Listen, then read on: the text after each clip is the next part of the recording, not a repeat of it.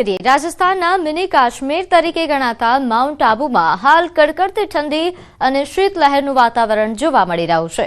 તાપમાનનો પારો ગગડીને -2 ડિગ્રી સુધી પહોંચી ગયો છે।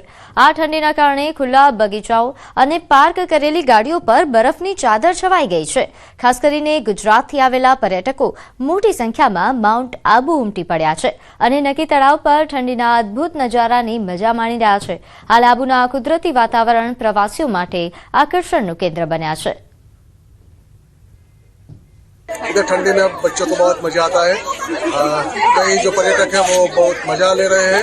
यहाँ ठंडी का मौसम में बहुत मजा आ रहा है, इसलिए हम दूसरे जो हमारे दोस्तों हैं उसको भी आमंत्रित करते हैं, आइए आबू में आइए, घूमिए और जो कुदरत का नजारा है वो आप देखिए, इधर का मजा लीजिए। सो लिटरली माउंट आबू एकदम फरवा जेवी जगह है। प्लीज यार બધાને કહું છું આવો અહીંયા ફરો અને ખૂબ એન્જોય કરો, બીકોઝ અહીંયા લિટરલી બરફ મળે છે। મનાલીની જરૂરત નહીં, અહીંયા જ બધું મળી જશે તમને। સો પ્લીઝ આવો, તમે બહુ મજા આવે છે।